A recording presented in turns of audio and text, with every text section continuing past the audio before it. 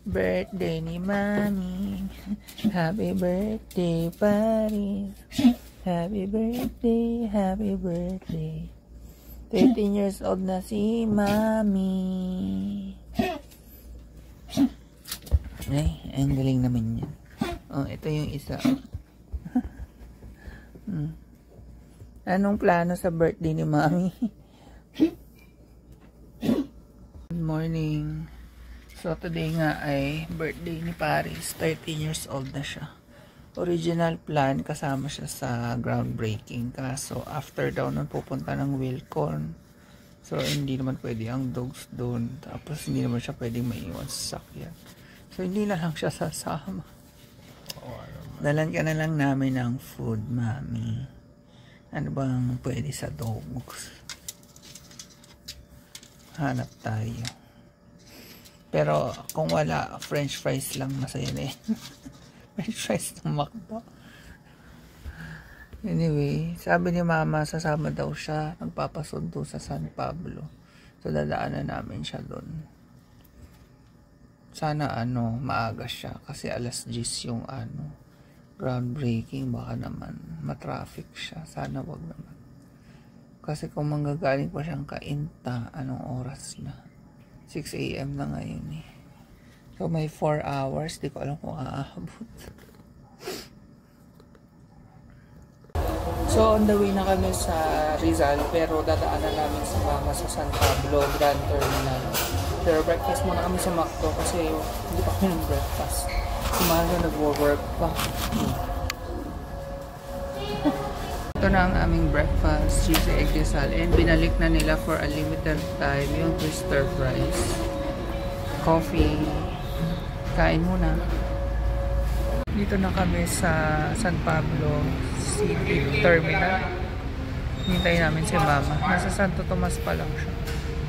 Parang airport dito, ang ganda. Oh, di ba? Ganda. Dito na si Mama. Parang dumating galing airport.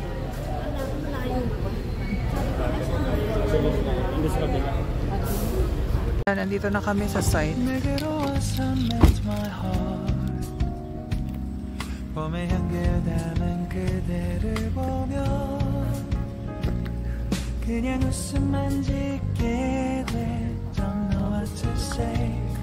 You were just like one spring day.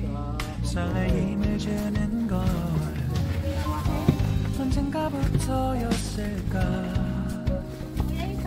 기다림의 끝에 너를 만났고 모든 게 새로 느껴져 설레는 my heart 이 맘 전하고 싶어 Then you ring my valentine Sunny day you make my dream come true 행복한 너 그리고 너를 비추고 With you by my side 멈춘 시간 속 서로가 마주하는 이곳 I can see you through a little far away meron kasi siyang nasa 500 내게로 가서 melt your heart 조금 서툴지만 para alam din kasi dito sa San Pablo sa So tapos na yung groundbreaking. So bababa muna kami sa lake, maglibot-libot muna dun. Malamig yung hangin dito. ay kasi may tubig. Groundbreaking. Dito na kami sa lakeside. Ayan. Dito malamig. May music lang. May mga gumagawa kasi doon sa likod. So, ayan yung lakeside. Nakita niyo na naman na to sa ibang vlog. Ayan, nagre-reel si Mama.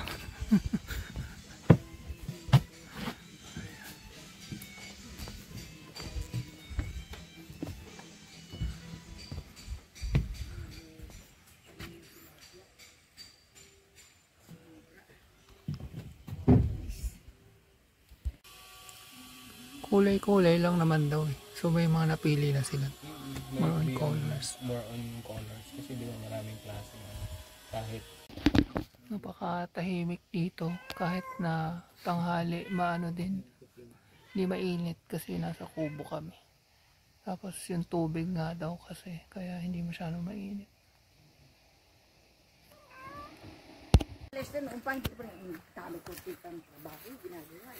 Ito yung mga bagong development dito.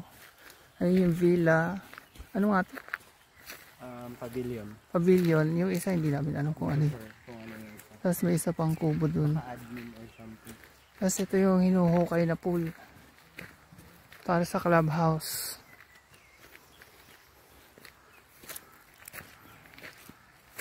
So, yan, medyo malalim din ha. Oo, malalim. Malaki din yung pool ha. Malaki. Yan, hinuhukay yan. Kung ganyan kalaki yung pool. Yan, tapat ng lake to. Yung mga naririnig ako ang bulbul.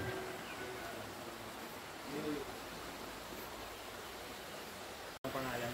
Ilog na to. Ilog lang. Ang ilog sa amin, malalaki ang tawag sa amin dito, Sapa.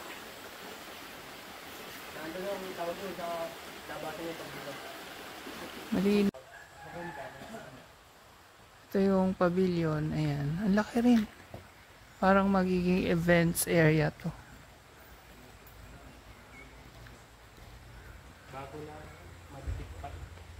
Bawal pang upuan. Ganda. Kaso walang insulation. Napansin ko talaga yun. Para mas malamig sana. Yan, so nagtutour-tour muna kami. 1 o'clock daw magkikita kami sa Wilcon nung aming engineer. Titingin ng mga materyales. Ito yung mga villa for rent. Kaya pang tumitira.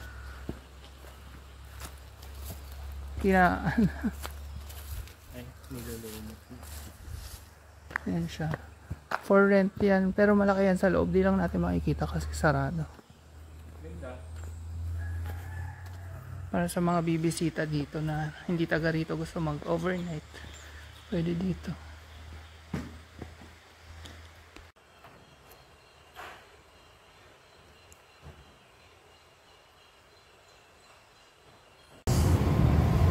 Tiles ba kayo? Hindi pa lang mga gamit lahat sa bahay. Pintura. Pintura siguro, tiles. Nasa Wilco na kami. Kami nga. Kapapilin niya sila.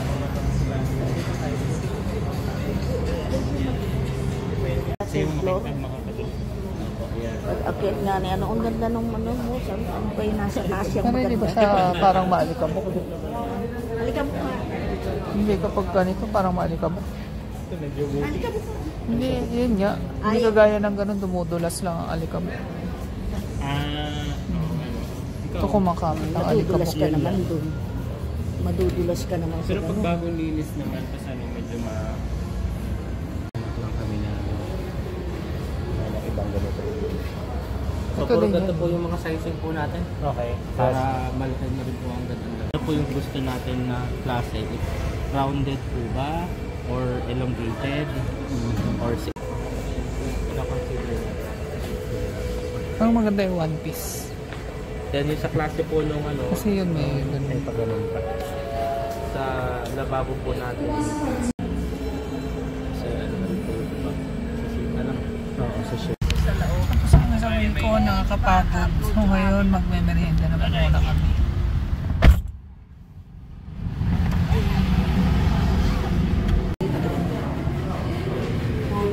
Ayan na, dito na kami sa Angels. Picture sa real si Mama.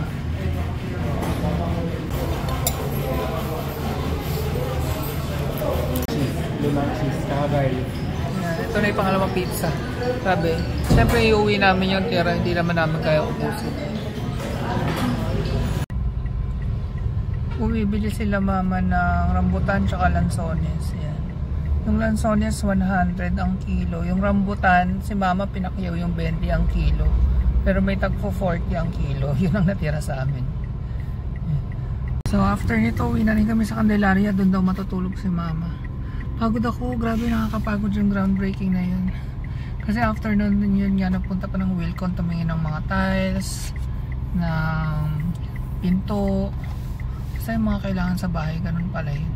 Ano lang naman, for reference lang na for now yun, pero may final pa yun kung kunyari malapit na talagang ikabit yung tiles, ganyan. Anyway, hintayin ko lang sila. So andito na si mama, pero uuwi daw siya kasi masikip ang aming bahay.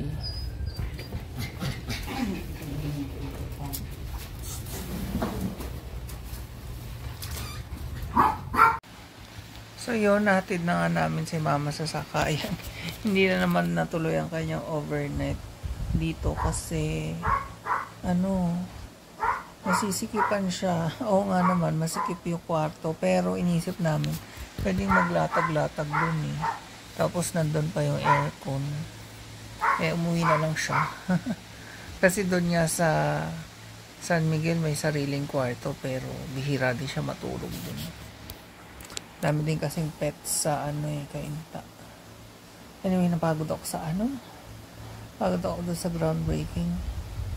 Siguro dahil tanghaling tapat din nun kanina, ang init, nakaka-drain ng energy yung init. Tapos naglakad kami naglakad sa Wilcon. Umakyat pa ng hagdan. Ayun. So baka ang tentative date daw ng start ay first week ba ng October?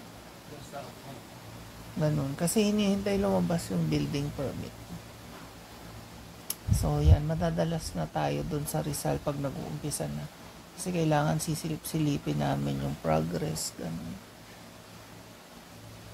Anyway, hindi ko alam kung makapag-vlog pa ako. Mamaya magluluto pa pala ako ng bumili kaming cabbage tsaka saging. Yung saging sa mga babies. Sa akin yung cabbage, igigisa ko lang tapos lagyan ko ng enoki mushroom. Kasi puro makasalanan na yung kinakain ko lately. Kailangan ko mag back to basics, yung mga healthy sa kidney, at malapit na uli ang aking follow-up check-up. Ngayong mga second week of October, kailangan makapagpa-follow-up check-up na ako. Magluto muna ako.